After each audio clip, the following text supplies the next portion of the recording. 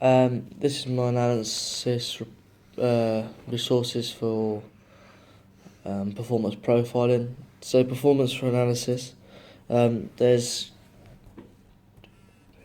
three key things you need for each. Well, four really. Um, Talent ID for participation, which is in rugby. Scouting players means basically someone goes and watches the players to see if they'll be able to complete tasks. So like for example, if you played for Evesham Rugby Club, then you'd have a Worcester Warriors scout come out and see if you was able to play for that sort of team. Or then you've got elite, testing the players to see if they are at the standard they need to be up to get picked for the teams. They also might have different needs, so this means that the coach will set different tasks. Baseline participation, they'll need to be up to a certain standard, so like the bleep test, so their score, see if they can beat them. Elite players, how many times, for example, the coach will be like, how many times can you hit a player with a pass?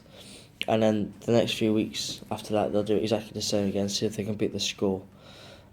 Monitoring, participation, having the players do the tests and see if they can hit the standards they need to be.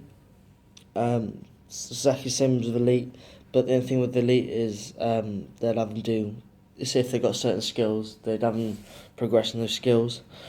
You got some like goal settings, like between the difference between participation and elite is that you'll obviously they'll have different goals between them. So let's say for participation, they've got one goal could be to see if you can get into a certain squad or something like that. Or elite players would be to see if you can be better than someone else, or to see if you can be better than what you're actually meant to be.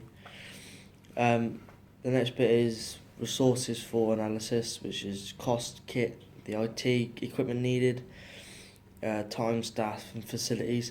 So the cost for participation is pretty much nothing, because you can just basically go down the local club and just have a little kick about with your friends. But then for the elites, it's costs of like your kit, having people come and look at you, see what sort of things you need to improve on.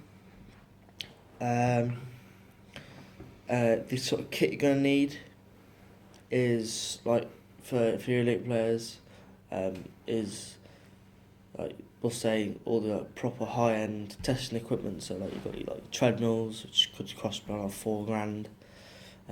Your breathing apparatus, that's another £2,000, something like that. Then your kit for participation is basically do some sort of test like that, but you just have your basic standard treadmill, which is a few £100. The IT needed, participation, it's not very necessary to need it, but for the elite players, all the different like pieces of equipment. So like say if you're on the treadmill and you've got a bit computer next to you, taking in all the recordings and results. The time you're going to need for participation level, to make sure they're doing it all right, is about an hour a day.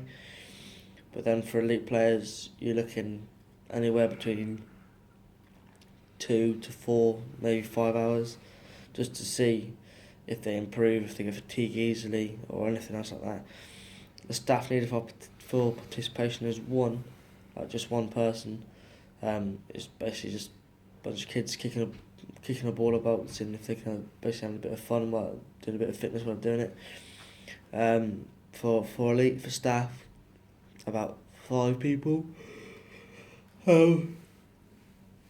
You've got the player themselves, you've got a coach, you've got an IT guy, a couple of professors or a couple of different nutritionists or something like that, just to make sure that they're doing what they need to do is right. And the facilities for participation could be just basically them sitting there,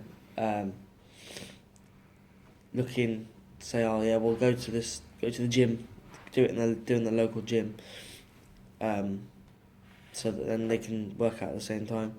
But then with the elite players, they could go to like a climatization cage, tank or something like that, just to make sure they get to the right sort of things they need.